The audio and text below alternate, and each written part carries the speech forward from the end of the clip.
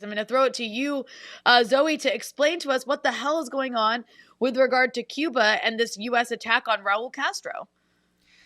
Well, Rania, if you were to watch CBS, Telemundo, Univision, sorry, those are both Spanish stations, but I happened to be watching one this morning, so that's why I mentioned it.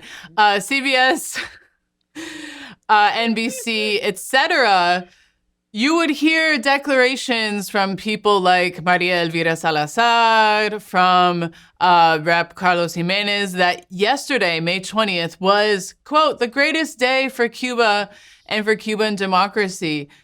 Why is that? Well, yesterday, the U.S. Department of Justice filed formal charges against 94-year-old Cuban leader Raúl Castro. He's a general in the Cuban army, and the former president of the island famously presided over the cooling off period between the United States and Cuba. He led that with Barack Obama.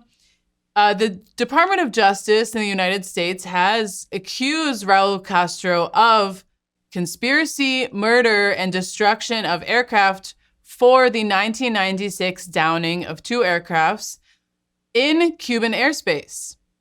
This indictment was filed by U.S. Acting Attorney General Todd Blanche, and it still has some steps before it kind of has its legs. But it does seek a life sentence for one of the top historic leaders of the Cuban Revolution. If we can remember, Raúl Castro was in the Sierra Maestra with Fidel Castro and the other leaders of the 26th of July movement, leading the charge against the Batista dictatorship and establishing the Cuban Revolution. So Raúl Castro, again, historic leader of Cuba. And the incident that is referred to here, and I would just add quickly that Raúl is charged alongside four other individuals. The incident that is referred to is in 1996. If we can all use a little time machine, we remember special period in Cuba. It is the height of U.S.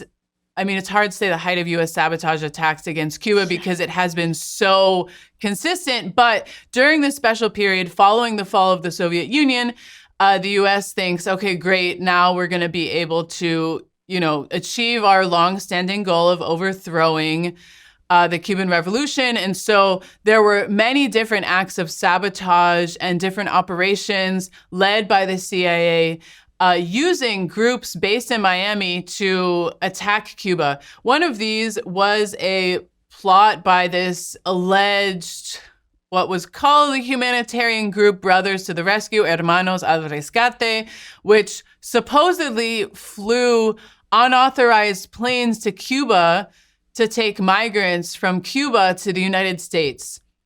And so in 1996, there was an incident where one of these planes was flying in Cuban airspace, and Cuba issued a series of warnings saying this aircraft does not have authorization. Such incidents, cannot, you can't fly into our airspace unauthorized, and eventually shot down this plane. So now, 30 years later, an indictment is being brought against Raúl Castro and several other individuals for the downing of this aircraft, once again, in Cuban airspace. And I just want to remind people that under Article 51 of the Charter of the United Nations, which is a document that the United States is a signatory to, and just international law generally, every sovereign state has the inherent right to defend its territory. So if an unauthorized plane is flying over your territory, you do have the right to defense. And that is exactly what Cuba did in 1996. And, this indictment has been widely rejected by Cuban officials as clearly politically motivated.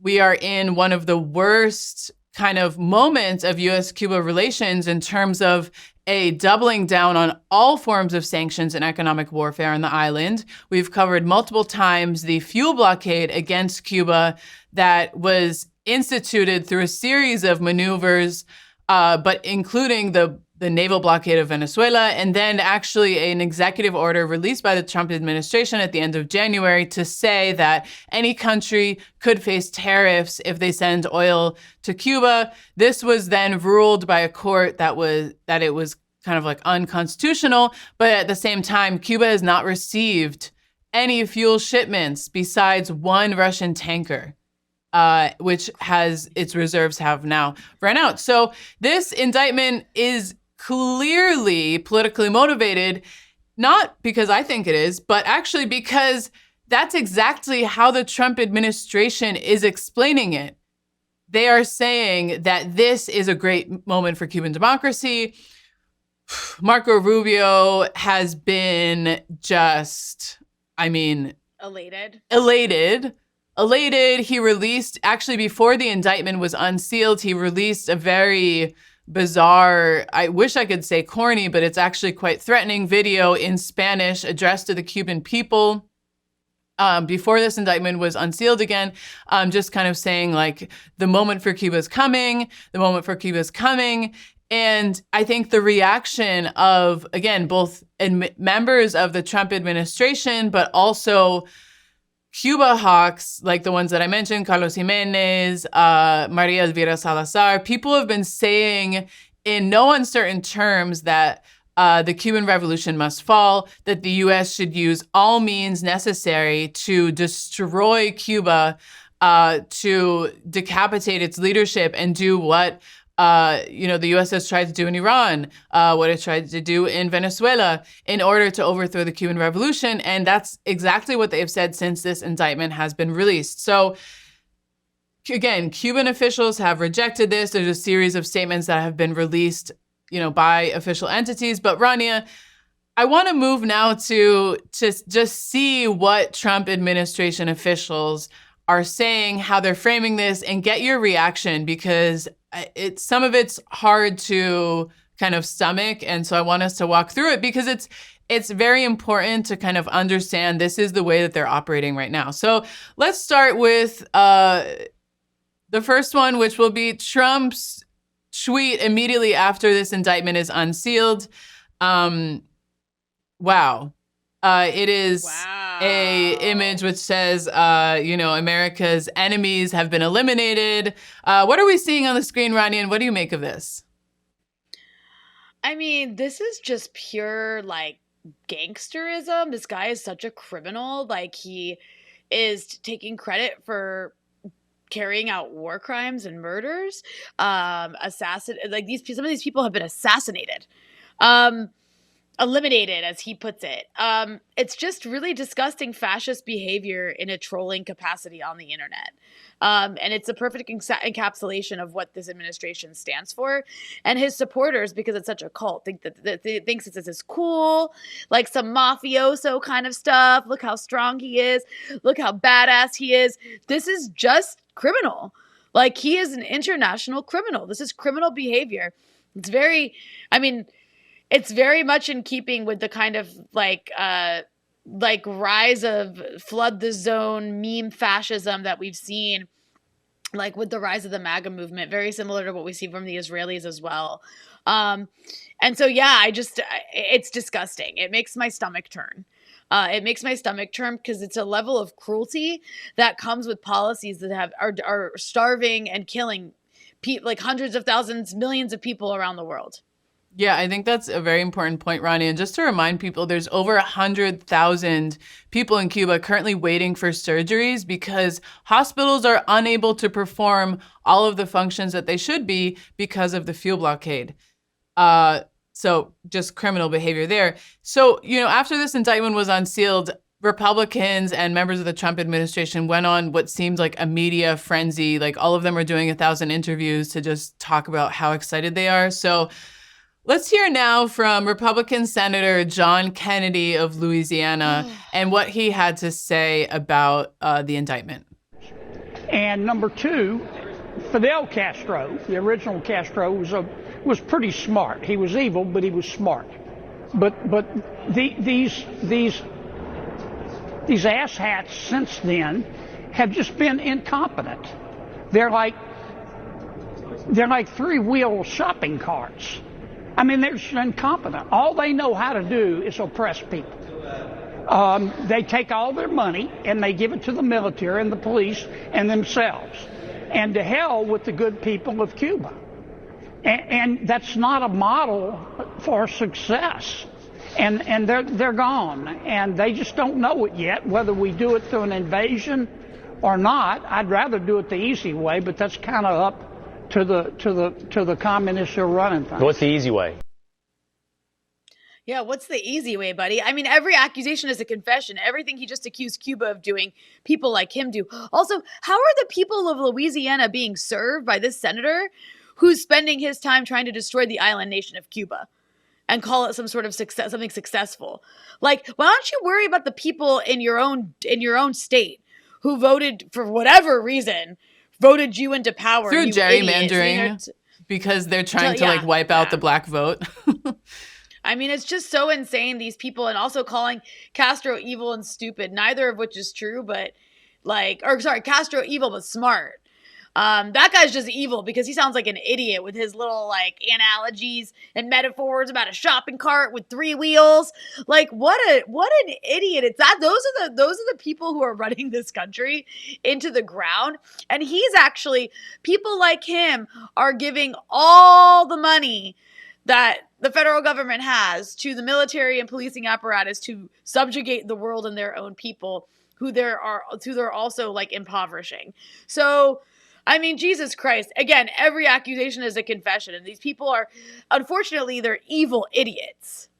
Yeah, I mean, I would just add here, on one hand, Louisiana has some of the worst socioeconomic indicators in terms of public health, in terms of education. It is a state that is deeply oppressed in terms of, just having hollowed out public funding for key elements and really, an atrocious racist policy against a large black population in the state. And at the same time, he's calling Raúl Castro and Miguel Díaz-Canel incompetent idiots who all they know how to do is repress. Well, I'd just like to remind people, and you can learn more about Miguel Díaz-Canel in Breakthrough Media's documentary Cuba After Castro, which I highly recommend that people check out. But you can learn there, and you can learn, through your own research that actually during the pandemic, it was Miguel Díaz-Canel who, led efforts for Cuba to develop its own sovereign COVID-19 vaccines. It was the country with the lowest rate of death, and it did the most to protect its people. So I think that, someone who has coming from a state with the lowest health indicators in the United States, accusing someone who actually put everything on hold in the economy to protect its people and save them from death is just quite rich. So as you said, every accusation is confession. I mean, it's ridiculous, but I also want to add to what you're saying, just to note that the reason Cuba has the problems it has is because of the U.S. The U.S. is strangling Cuba. It's suffocating Cuba. Trump is saying it. They're denying them oil so people can't refrigerate their food because they can't fuel anything. There's the electricity is running out if it, however long it does exist. It's just horrendous what the U.S. is doing. It's criminal. It's barbaric. It's medieval. Meanwhile, places like Louisiana have horrible social indicators, not because some outside force is suffocating the people, but because the representation in this country is totally anti-democratic and is funded by a bunch of billionaires. The same people who are starving Cuba are also implementing policies to starve Louisiana. Mm-hmm. So I just wanted to throw that out there, that Cuba actually is a country, I mean, it's almost comical when you think about it, that exports doctors. Yeah. They export doctors to go help save lives while the U.S. exports war. And then we have this billionaire funded media apparatus that tries to make those doctors sound evil, but war sound good. So anyways. There's a lot to say there. And finally, want to end with a clip from a press conference of Florida Senator Rick Scott, who, again, has a suggestion of how this indictment should be implemented. And so hopefully now they're seeing that America will stand up for them, that they'll do it on their own. But if it takes something, we should not take anything off the table. I mean, the same thing happened to Maduro should happen to Raúl Castro. But I'm not going to get ahead of whatever the Trump administration wants to do. Yeah. So I just want to remind people the gravity of the situation. We know what happened on January 3rd. The U.S. Killed over 100 people. It bombed the capital of Venezuela. It was the first U.S. military action, open military action against a South American country since I think those countries were made independent. Serious, massive violation of sovereignty. This is what all U.S. and Trump administration officials are threatening. They want to invade Cuba. They want to use this indictment to do what they've been trying to do for over 6 decades, which is overthrow the Cuban Revolution and really destroy the country so it can be a playground for the mafia and for these billionaires. Yeah, and I mean, I also want to say, like, the every time the U.S. gets away with something, like with every time the U.S. does something criminal, and there's absolute impunity, as there was with the kidnapping of Maduro and the killing of 100 people, that's crazy. And everybody's forgotten about it. And now Maduro is sitting in solitary confinement in New York City. Every time the U.S. gets away with a criminal act, they're going to do it again. Because what they're learning, this cabal of gangsters that run America, what they're learning is that they can get away with more murder and more criminal activity with no consequences. And so every country, it starts with Cuba, it starts with Venezuela, it starts with Iran. It doesn't stay there. Every time you the world allows this to happen with no consequences, they are further eroding whatever rules exist still, and they're creating a future or allowing a future where anybody who says no to the US, even about something small, is going to be treated like that. Like, so even if, people, like, it's shocking to me how many countries sit on their hands. Because I'm like, fine, you don't have any morals? Fine. You don't care? Fine. You don't care about Venezuela? You don't care about Cuba? I mean, screw you, but fine. But, like, this is going to come to you if this is allowed to continue. It's just like with Gaza. The more the Israelis can get away with, the more they're going to continue to spread that death machine. And that's going to be how they treat the entire world. So, not at all surprised that we see them wanting to implement the Maduro strategy in Cuba.